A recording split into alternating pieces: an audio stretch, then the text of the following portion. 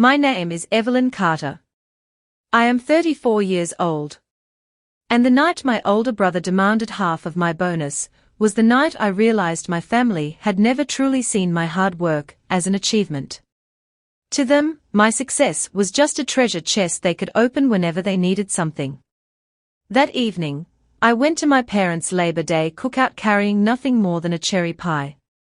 I thought maybe this time everything would stay normal. But that year had been the hardest year of my life. I worked as a senior operations coordinator for a healthcare supply company in Chicago, Illinois. Tracking hospital deliveries late into the night, searching for missing medical equipment, answering angry calls from doctors, that had become my entire life. Some nights I stayed in the office until 2 in the morning. Some dinners came from vending machines. And some days it felt like if I made one mistake, the whole system would collapse. Then suddenly, near the end of the year, I received a huge performance bonus. When my boss told me, I walked out to the parking lot and cried. Not because of the money, but because for the first time, it felt like someone had finally seen how hard I had worked. The only mistake I made was telling my mother about it. My mother, Linda Carter, stayed quiet for a few seconds before saying, "Well, your brother could really use some help right now." That was it. My father, George Carter, had always treated my brother Ryan like the responsible man of the house. If he was tired, he was struggling for his family. If I was tired, I was just overreacting. Ryan was 39 years old. He had a wife, Melissa, and 2 children. He ran a small moving and transportation business in Denver that seemed to fall into a new crisis every single month. Sometimes a truck broke down. Sometimes taxes were overdue. Sometimes insurance payments were late. And somehow, every conversation eventually turned toward me. At first, I helped because I thought that was what family meant. I bought new tires for his truck once. I paid an electric bill another time. I even bought Christmas gifts for the kids. But slowly, help turned into expectation. Whenever I asked for money back, Mom would say, "You live alone. Why are you in such a hurry for it?" And Dad would say, "Family doesn't keep score." I lived alone in a small apartment near downtown Seattle. So everyone acted like my life was empty, like they could fill that empty space with their own needs. If I bought myself an expensive coat, Mom would say, "Wow, life must be easy when you don't have kids." If I went on a trip somewhere, Ryan would laugh and say, "Some people don't have real responsibilities." The day before Labor Day, I already knew Mom had told Ryan about the bonus. She called twice to invite me over. The second time, she added, "And don't come empty-handed. Ryan's family has been having a rough month." I could clearly hear the warning hidden inside that sentence. But I still went. I told myself maybe I was overthinking things. I told myself it would just be a normal family dinner. What I didn't know was that my family had already decided that night who had the right to determine the value of my hard work. When I arrived at my parents' house that evening, the sun was slowly beginning to set. The smell of grilled food filled the backyard. Kids were running around. Football played on the TV. From the outside, everything looked completely normal. But in my family, the most dangerous conversations always began behind smiles. Ryan's new black truck was parked in the driveway. It had brand new chrome rims on it, and the second I saw them, I remembered how just last month he had claimed the business was struggling badly. I said nothing. For the first hour, nobody even mentioned the bonus. And somehow, that made me even more uncomfortable. Mom kept asking questions about my job. Dad complained about inflation every 5 minutes. And Ryan kept bringing up family responsibilities. His wife Melissa was unusually quiet. She kept helping the kids with their plates, but there was something in her eyes that made her look like she already sensed the storm coming. We all sat down around the long patio table. Grilled chicken, corn, baked beans, potato salad, everything looked exactly like a typical American family cookout. I tried to keep the conversation light. "How's work going?" "Fine. Still in the same apartment." "Yeah." "Dating anyone?" "No." Then suddenly Ryan leaned back in his chair and said, "So that was the big project that got you the bonus, right?" My hand froze above my plate. Mom immediately looked down. In a calm voice, I said, "Yeah, it was a performance bonus." Ryan slowly nodded like he was thinking through some kind of business deal. Then he said, "Well, that means you can help now." I frowned. "Help with what?" He leaned toward me and said, "Half." The entire table suddenly went silent. Somewhere in the distance, the kids were still laughing, but the air between us had turned heavy. For a second, I thought I had heard him wrong. "What?" Ryan looked irritated that I was making him repeat it. "Half your bonus, Evelyn. I have kids. You don't." He said it like his marriage and children gave him ownership over my hard work. I looked at Mom. She took a deep breath and said, "Your brother is under a lot of pressure. Family helps each other." Dad slammed his glass down on the table. "You need to stop thinking only about yourself." Something inside me started breaking apart slowly. Suddenly, I remembered every time I had helped them before. Ryan's truck tires. His business insurance payments. The kids' school shoes. Groceries. Every single time, I thought I was helping save the family. But really, I was just becoming part of their routine. Ryan spoke again. "Look, I'm not trying to take advantage of you, but you live alone. You have no idea how hard it is to support a family." I stared at him. "You're asking for thousands of dollars." He shrugged. "I'm asking my sister for help." Mom reached over and grabbed my hand. From the outside it looked loving, but her grip felt more like a warning. She whispered, "Don't make a scene." I pulled my hand away. "I'm stressed too." Dad laughed. "Stressed from what?" "Sending emails." A few quiet laughs spread around the table. And in that exact moment, I understood something clearly. Everyone in this family already had their role assigned. Ryan was the struggling, responsible man. Mom was the emotional judge. Dad was the authority figure. And me? I was the daughter they could guilt into being useful. Quietly, I asked, "Is this a request, or a demand?" Ryan answered without any shame. "It's common sense." I nodded once. Then in a very calm voice, I said, "Then my answer is no." Mom's expression changed immediately. Dad leaned forward in his chair. "Unbelievable," he snapped.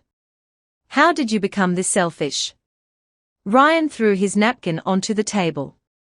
"One bonus and suddenly you've got an attitude." Slowly, I stood up. "No," I said.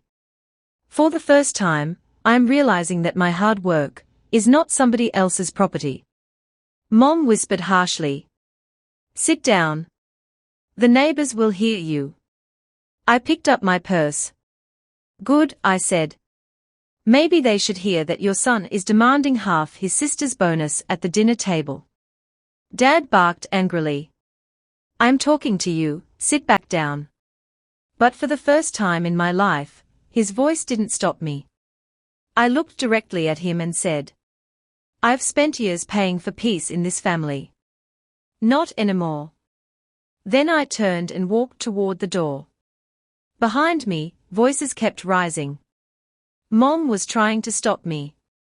Ryan was yelling something angrily. Dad was shouting. But for the first time that night, I walked away without turning back. I had only made it halfway down the driveway when the front door suddenly flew open behind me. "Evelyn, wait!" Mom called out. But there was less concern in her voice, and more embarrassment. Ryan came outside right after her. The fake calm expression was gone from his face now. He was angry because his plan hadn't worked. Dad came out last, slowly, like he still believed he would have the final word. I stopped beside my car. Ryan threw his hands out and said, "Seriously? You're really going to walk away from your family over money?" I let out a small laugh. "You just demanded half my bonus at the dinner table, and you think I'm the one making this about money?" Mom immediately stepped in. "You're twisting things. Your brother was only asking for help." I looked directly into her eyes. "No. What he's saying is that because he has children, my hard work automatically becomes his need." Ryan's face hardened. "Don't drag my kids into this. Then stop using them like a shield."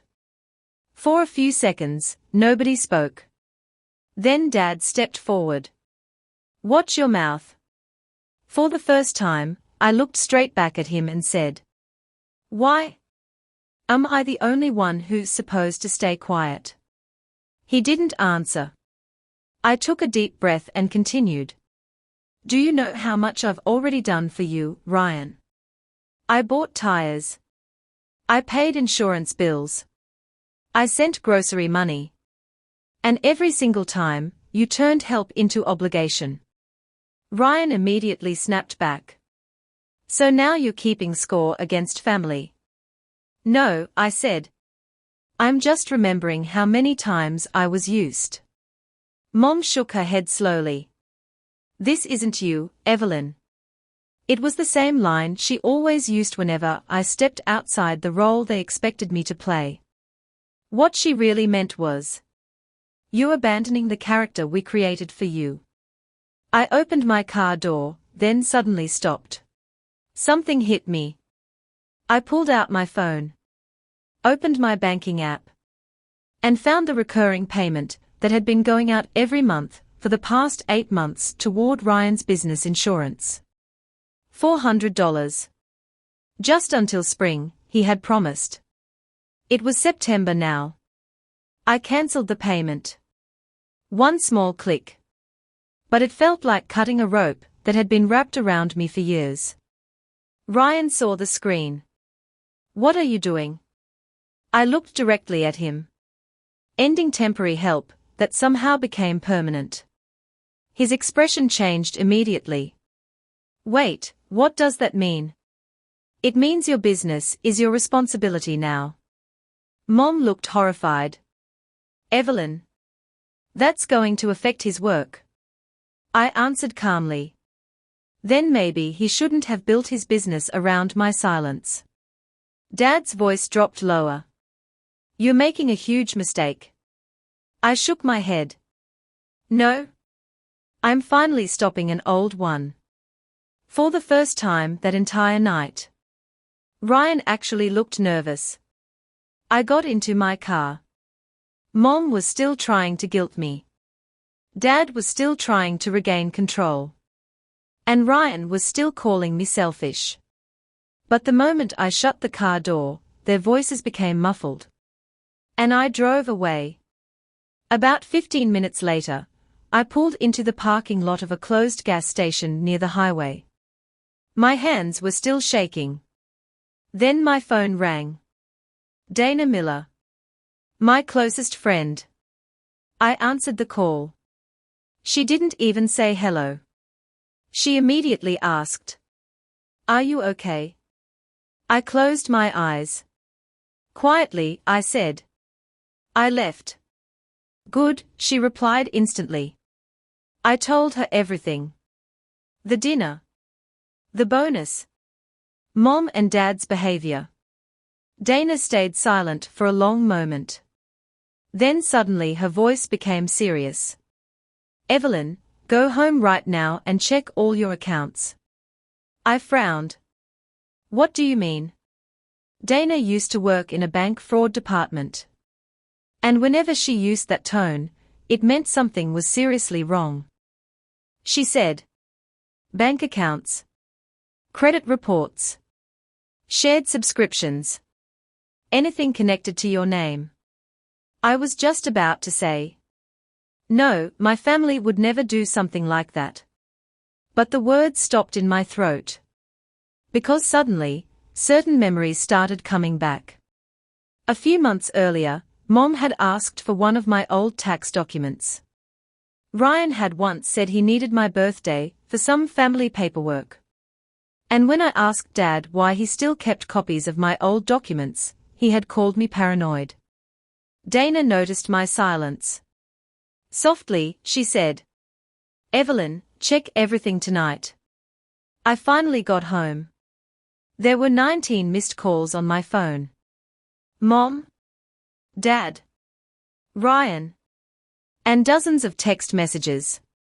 But this time, I set my phone aside. I opened my laptop instead. Because for the first time, I was terrified that maybe the dinner had never really been about money at all. My small apartment felt unusually quiet that night. No shouting. No guilt. No family drama. Just the soft hum of the refrigerator, and the sound of my own heartbeat. The first thing I did was open my bank statements. At first, I found exactly what I expected. The recurring payment for Ryan's business insurance. A family phone plan still being charged to my card. 2 streaming subscriptions I never even used. Small things. But that's how it happens. People rarely start with one huge theft. They slowly create little holes in your life where your money, time, and peace keep leaking out. One by one, I started canceling everything. Changed passwords. Removed cards. Turned on 2-factor authentication. Then suddenly, Dana's words came back into my head. Everything connected to your name. I opened my email and typed Ryan's company name into the search bar. Nothing important showed up. Then I searched my full legal name. And that's when I found the email. The second I read the subject line, my hands went cold. Commercial vehicle loan review pending. I opened the email immediately. It mentioned a commercial truck financing application. And then I saw the line that made my breathing stop. Guarantor information attached. My name. My email. My old address. Someone had used me as a financial guarantor for Ryan's business loan. Without my permission. The air in the room suddenly felt heavy. I immediately logged into my credit monitoring account. And there it was. A recent hard inquiry. Suddenly, everything became clear. The dinner had never just been about the bonus. It was pressure. Public guilt. They wanted me cornered and emotional enough to say yes before asking questions. Now everything made sense. Ryan's confidence. Mom's prepared speech. Dad's anger. They were afraid that if I discovered the truth too early, their plan would fall apart. I called Dana immediately. The moment she answered, she asked, "What did you find?" With a shaking voice, I told her everything. A few seconds of silence passed. Then calmly, she said, "Freeze your credit right now. Screenshot everything. Don't argue with anyone over the phone." So I did exactly that. Credit freeze. Password changes. Security alerts. And with every click, my anger kept growing. But for the first time, that anger wasn't making me weak. It was making me stronger. After everything was finished, I finally opened their text messages. Mom had written, "You humiliated your brother in front of the children." Dad wrote, "Talk to us once your emotions settle down." Ryan wrote, "You showed everyone who you really are." I stared at that message for a long time. Then I opened the family group chat. And slowly, carefully, I started typing. No anger. No drama. Just clear words. My bonus is not family property. My income, credit, and personal information are not available for anyone else to use. I have cancelled all recurring payments. I discovered a commercial loan inquiry where my information was used without my permission. If any application, account, or financial document exists under my name, it must be withdrawn immediately. If this happens again, I will take legal action. I read the message twice before sending it. The old Evelyn was still afraid. Part of me thought maybe it sounded too harsh. But then I looked at the loan inquiry again. And the old Evelyn went quiet. I pressed send. For about 30 seconds, nothing happened. Then my phone exploded. Mom calling. Dad calling. Ryan calling. Over and over again. But this time, I didn't answer. First, I emailed the credit union. I explained that I had never given permission for any loan application, guarantor role, or financial review involving my information. A few minutes later, Ryan left a voicemail. His voice wasn't angry anymore. It sounded scared. Evelyn, call me right now. You don't understand what you've done. I leaned back in my chair. And for the first time, everything became completely clear to me. I hadn't destroyed his future. I had simply refused to let him build it on top of mine. For nearly an hour, my phone kept ringing non-stop. Eventually, I answered. Not because I was planning to give in to them, but because now I wanted to hear the truth directly from their mouths. I picked up the call and stayed silent. Ryan immediately shouted. What did you do? The credit union froze the application. In a calm voice, I replied. Because I disputed it. How could you do that? Because I never gave permission. A few seconds of silence followed. Then I heard Mom and Dad talking in the background. Exactly the way I had imagined. The whole family was now in full damage control mode. Dad took the phone. Evelyn, this has gone way too far. I let out a small laugh. No, Dad. It went too far the moment my name was used without asking me. He answered quickly. Nobody used anything. We were just checking the numbers. Softly, I asked. So you knew about it? A long silence. Then Mom's voice came through. Ryan was under a lot of pressure. He was close to getting a major contract. We thought since your credit is good, it wouldn't hurt to include you in the initial review. Even during a confession, they still needed my life to sound empty. I said. You thought wrong. Ryan grabbed the phone again. Stop acting like I stole your identity. I asked. Did I give permission? Frustrated, he snapped. That's not the point. Quietly, I replied. That's the entire point. Dad raised his voice angrily. Stop treating your brother like a criminal. I looked over at the screenshots sitting open on my laptop. Then I said. Then maybe he should stop using my identity. Mom started crying. Once upon a time, her tears would have pushed me straight into guilt. But that night, one thing had become painfully clear to me. They weren't hurt when Ryan demanded half my bonus. They weren't hurt when they called me selfish. They only became hurt once consequences appeared. Softly, Mom whispered. Please, don't ruin this for him. The kids have a future to think about. I answered. Then he should have built that future himself. Ryan shouted. If this loan gets cancelled, I lose the contract. I replied. Then maybe you should have built your business on honesty from the beginning, not on my name. Nobody spoke for a few seconds. Then suddenly Ryan's voice changed. For the first time, there was fear in it instead of anger. "Evelyn, please. Just this once.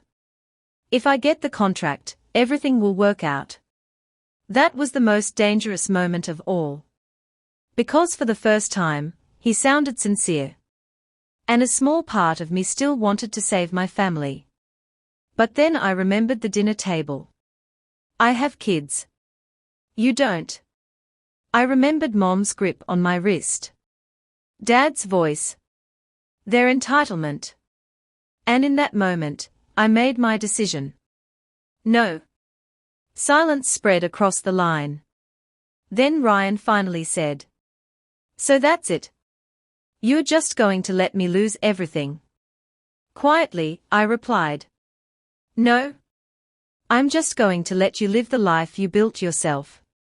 Dad snapped angrily. "That's cruel." I answered. "What was cruel was all of you deciding my life mattered less because I live alone." No one replied. That was where the conversation ended that night. The next morning, the credit union sent me confirmation that my name had been completely removed from the application. A few hours later, Ryan sent one short text. "You got what you wanted." I replied, "No. I got my name back." Things didn't become easier after that. For weeks, Mom kept trying to guilt me. Dad kept trying to regain authority. And Ryan switched between anger and emotional messages. But I had changed now. I only responded to facts. Was my name removed? Were the documents deleted? Were the accounts closed? That was it.